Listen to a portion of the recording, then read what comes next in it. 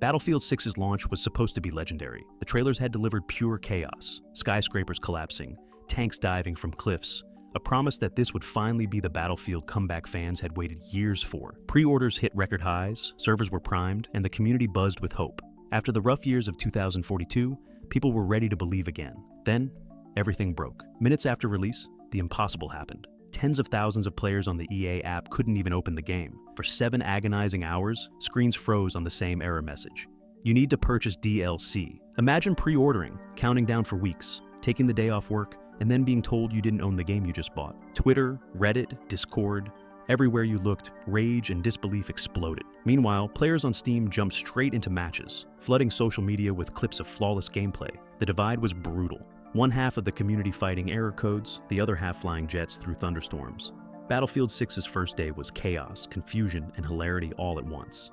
It was a disaster, and yet, somehow, the start of one of the biggest redemptions the franchise has ever seen. Because what happened next didn't just fix the issue, it changed the way fans looked at DICE forever.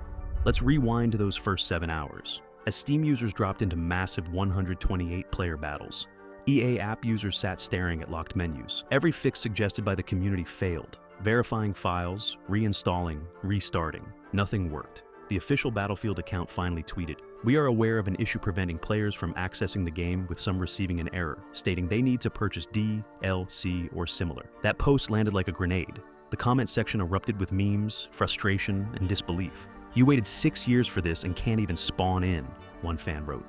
Behind the scenes, support lines flooded. Streamers canceled launch day events. People who had scheduled 12-hour marathons sat in their chairs, watching the timer tick. And then came the wildest part of all. Battlefield's own boss, Vince Zampella, started tweeting, publicly, about how furious he was. Executives usually hide during disasters. Not this time. Vince went full gamer mode on Twitter, replying to players in real time. When one fan begged for updates, he shot back, "Can you refund and buy on Steam?" A sentence nobody expected from the head of Battlefield. That moment said everything. The frustration wasn't just with players, it was inside the studio too. The people who built the game couldn't stand watching fans locked out. Vince followed up with posts like, "I've yelled about the EA app," and honestly embarrassing. It was raw, unfiltered, and, oddly enough, refreshing. For the first time in years, the community saw that the leadership actually cared. They weren't hiding behind PR statements. They were venting right alongside the players. But sympathy alone wouldn't fix the mess. Something big had to happen, and fast. Roughly 7 hours after launch, DICE pushed a fix. EA app players restarted their clients, and finally, the main menu loaded. Relief washed over the community, but the damage was done. Social feeds were filled with exhaustion and sarcasm. People wanted compensation. DICE listened. Within hours, a new message appeared. "We experienced an outage on the EA app that prevented players from accessing Battlefield 6. To apologize, affected players will receive 12 hardware and 12 career 60-minute boosters, plus access to a full seasonal battle pass. That's 12 hours of double XP and free premium content. An enormous gesture in today's gaming landscape." Players who had fumed all morning started posting again that night, this time saying, "Okay, fair play, DICE. You owned it. The fix worked, the rewards rolled in." And slowly, the tone shifted from anger to excitement. Even critics admitted the recovery was shockingly fast. But the real story wasn't the compensation. It was what came next. Because despite the rough start, Battlefield 6 didn't just survive launch week, it shattered records. Just one day later, Battlefield 6 hit 747,000 concurrent players on Steam alone. That's not just a strong debut, it's the 14th most played game in Steam history. And remember, that doesn't count EA app, Epic Games Store, or consoles. Combine all platforms, and you're easily talking millions online at once. Even more surprising, the reviews turned positive. Early negativity melted away as players finally jumped in and saw how smooth it ran. The Steam rating climbed from mixed to very positive within hours. Comment sections filled with, "Okay, this is actually amazing." For a franchise haunted by its previous misfire, those numbers were redemption in real time. And yet, as fans celebrated, a bigger question started floating around. How did a launch this messy still result in a community this loyal? That answer lies in what DICE quietly pulled off under the hood. The moment people finally logged in, they could tell something was different. From the very first firefight, the pacing felt tighter, the visuals sharper, the chaos more deliberate. Every weapon kick, every explosion carried weight. The game felt alive. One streamer said it best, "It just clicks." There was no awkward lag, no clunky hit registration, just crisp gunfights and the kind of destruction that made Battlefield famous in the first place. Buildings splintered, bridges collapsed, smoke rolled across the sky. It wasn't scripted spectacle. It was the kind of dynamic mayhem that happens when a developer finally stops holding back. That's because Battlefield 6 isn't split between generations. It's pure current-gen power. No more last-gen bottlenecks, no more watered-down physics. DICE built this game with one focus: push the limits. And for the first time in years, that gamble worked. But the technical leap is only half the story. The real magic lies in the feel, the return of that classic Battlefield rhythm, where teamwork, chaos, and creativity collide.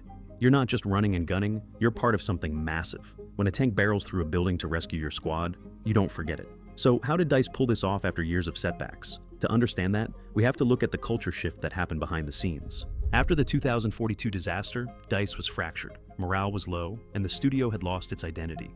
Internally, people described it as a team chasing ghosts. Instead of building what they loved, they were reacting, patching, fixing, apologizing. Then something changed. Leadership stripped away the noise.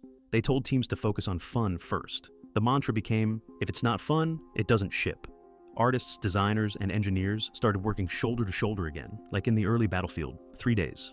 It sounds small, but that shift reignited everything. Developers started staying late not because they had to, but because they wanted to perfect details, like how light flickers through dust after an explosion, or how the sound of a helicopter changes when you duck behind cover. That spark of passion shows in every match. You can feel the confidence behind the design. Battlefield 6 doesn't apologize for being chaotic, it celebrates it. And that attitude, make it big, make it wild, make it Battlefield, is exactly what the fans wanted back. Still, not everything is perfect. Beneath all the excitement, players started spotting a few cracks that needed smoothing out. Every great game launch has its quirks, and Battlefield 6 is no exception. Players noticed matchmaking hiccups, select one map, get dropped into another within seconds. It was funny at first, then mildly infuriating. Others found that jet loadouts couldn't be customized at all, leaving pilots begging for variety. Then there was the UI. Menus nested inside menus, tiny arrows instead of simple scroll bars. PC players called it a mini-game of its own. It wasn't game-breaking, but it reminded everyone that polish is a journey, not a finish line. Even so, the community stayed surprisingly patient. Instead of walking away, players posted constructive feedback, guides, and bug lists. It wasn't blind loyalty, it was respect. DICE had proven they were listening. Because for every little flaw, the core gameplay still delivered that addictive one more round energy that makes time disappear. And that's what kept people coming back. But there's another layer to this story, a reason the community forgave the chaos so easily. It's not just that Battlefield 6 is fun, it's that the developers handled the disaster like people, not a corporation. Think back to that first day. Instead of silence and canned responses, players saw real emotion from the studio. They saw the head of Battlefield venting online, developers apologizing directly, and a fix delivered within hours. That honesty rebuilt something that can't be patched: trust. In today's gaming world, fans don't expect perfection, they expect communication. Battlefield 6 proved that transparency matters more than flawless code. The way DICE handled launch week turned skeptics into supporters. When the rewards started rolling in, boosters, passes, extra perks, it wasn't just compensation, it was acknowledgement. The devs didn't hide behind PR, they owned the mistake, and that's rare. This new attitude carried into the weeks that followed. Patches landed fast, bugs disappeared, and feedback threads turned positive. The relationship between studio and community shifted from hostility to collaboration. That shift didn't just save Battlefield 6, it set a new standard for how game studios recover from chaos. But that's only part of the redemption arc, because what happened after launch didn't just change DICE, it changed the entire FPS landscape. When Battlefield 6 bounced back from its nightmare launch, it didn't just shock players, it made the entire FPS industry sit up straight. For years, the genre had played it safe. Recycled mechanics, predictable launches, endless cross-generation compromises. Then Battlefield 6 arrived, stumbled hard, and still managed to dominate the conversation for weeks. Developers everywhere noticed. Forums and dev Slack channels buzzed with the same takeaway. If they can own a failure and still win, maybe we can take bigger risks too. Suddenly, risk wasn't a dirty word anymore. Studios that had been afraid to ditch last-gen consoles started reconsidering. Publishers realized transparency could earn goodwill faster than ad campaigns. Even competitors like Call of Duty started experimenting with communication. Community blogs, open dev notes, and frequent patches instead of mystery updates. That's the ripple Battlefield 6 created. It reminded everyone that authenticity sells. Gamers don't want perfection, they want honesty and ambition. And DICE's willingness to be raw, even a little messy, gave permission for the rest of the industry to breathe again. But there was more to this ripple. Battlefield 6 also reignited something many players thought was gone: the thrill of large-scale warfare done right. Massive 128-player matches that actually work. Explosions that feel cinematic without tanking performance. Destruction that changes the map, not just the visuals. The community hadn't realized how much they missed that until it returned. Streamers who once swore off the franchise came back just to experience the spectacle again. Viewers flooded chat with comments like, "This is Battlefield. This is what it's supposed to be." It was more than nostalgia. It was proof that spectacle and stability could coexist again. But DICE wasn't content to stop at redemption. Behind closed doors, the studio was already planning something bigger. Something that could redefine how Battlefield evolves from here on out. If you've followed the franchise long enough, you know DICE doesn't like to sit still. Every successful Battlefields has sparked a new experiment, and 6 is no exception. Insiders whisper about upcoming updates that go far beyond simple DLC drops. Seasonal content is expected, sure, but rumors talk about living maps, battlefields that permanently evolve based on global player actions. Imagine fighting a war across months, where each victory leaves real scars on the terrain, where bridges you destroy stay destroyed in future matches. It sounds ambitious, maybe even impossible, but so did dynamic weather a few years ago, and look how that turned out. DICE has also hinted at a stronger narrative thread woven into multiplayer, missions that blend story and live events, so every new season feels like a chapter instead of a content drop. If they pull that off, Battlefield 6 could bridge the gap between pure shooter and evolving world. And then there's the competitive scene. After 2042's misfire, nobody expected esports talk to resurface so soon, but fan-made tournaments are already thriving. The gameplay balance this time, tight hit-reg, refined recoil, consistent netcode, lays the foundation for something more serious. You can sense DICE testing the waters carefully, setting the stage for a long-term revival. But even with all the plans and excitement, one question still echoes through the community. Can they keep the momentum? Because comebacks are exciting, but consistency builds legends. Right now, Battlefield 6 sits at a crossroads. It's riding a high that few franchises ever reach twice.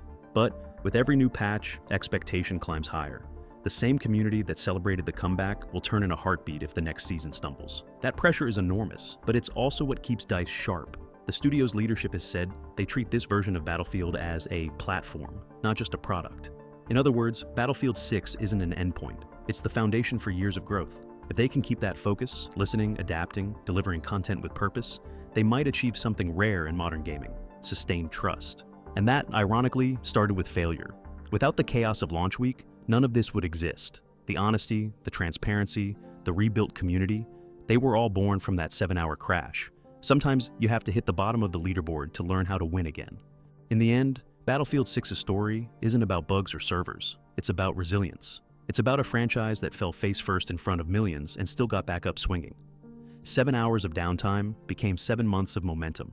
One embarrassing tweet became a symbol of accountability, and a frustrated community became the loudest cheering section DICE has had in a decade. That's not luck. That's leadership, humility, and hard work. Battlefield 6 reminds every gamer that the things we love can stumble, but they can also recover stronger than before. It's proof that a bad start doesn't define a legacy. The comeback does. So next time you boot up Battlefield 6 and jump into a match, remember this. Every bullet, every explosion, every chaotic moment you're enjoying came from a studio that refused to give up. If you found this story inspiring or just fun to relive, do the simple things that keep this community alive. Drop a like, share it with a friend who loves Battlefield, and stick around for more deep dives into the stories behind the games we play. Because if Battlefield 6 taught us anything, it's that even when things crash, the right team and the right community can turn it into a victory. Thanks for watching, and as always, I'll see you on the next one.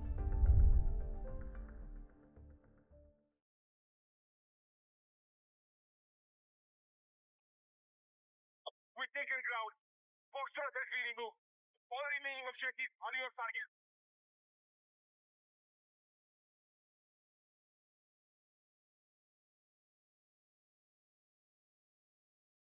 Aircraft fuel are ready.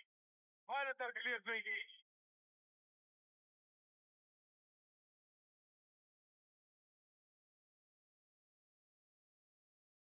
Airspace is clear. Pilots are free to engage.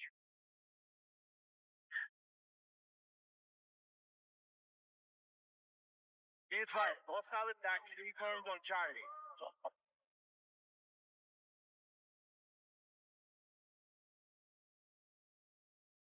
All foresight. Aircraft now ready for deployment. Enemies are attacking Delta.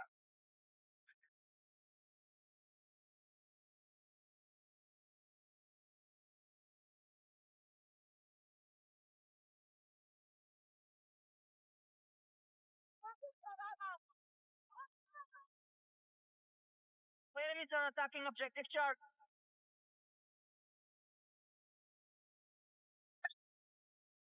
Okay, I'm tracking a hostile helicopter in the mission area. Be advised, enemy attack is underway on Delta. We need to defend the marked objective.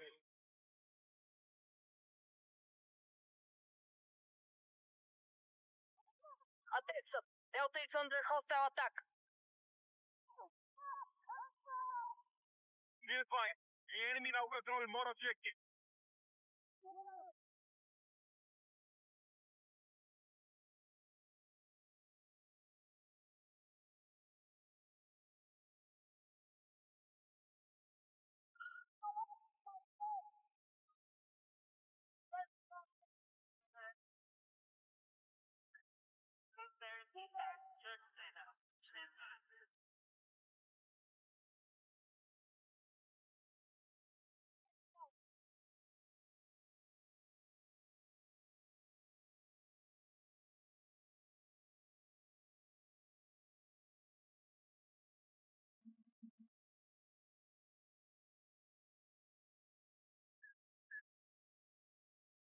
You have an attack order, sir.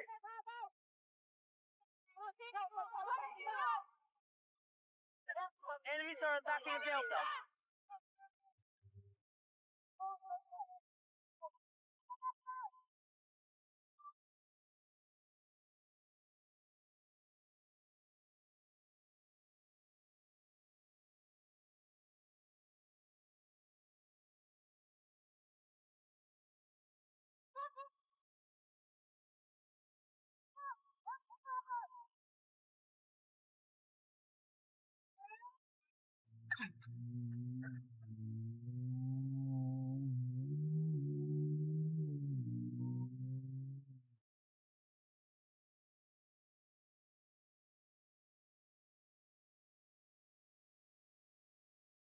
We are tracking you outside the combat zone.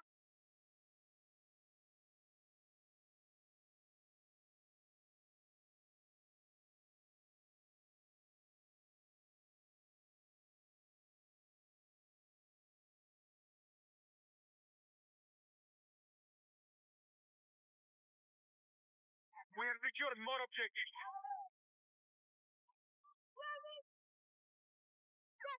Delta is under hostile attack.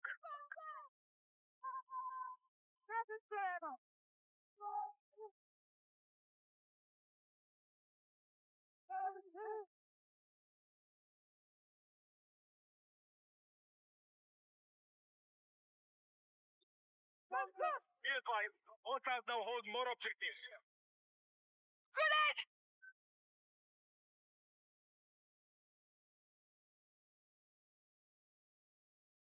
Our troops are attacking Info.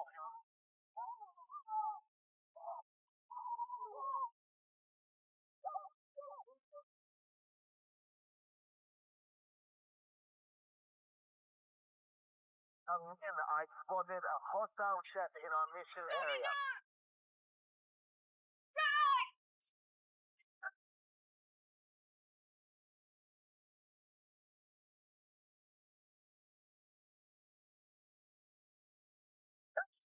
Bring it down!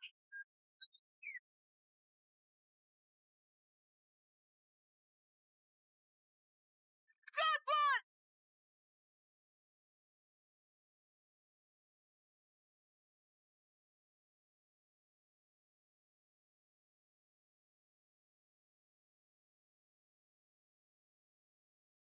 Our troops are attacking Echo. Hostiles are engaging objective Delta.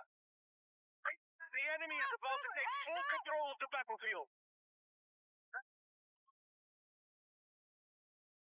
Enemy dead! Our troops are attacking Charlie. The enemy controls our objective. Target their position.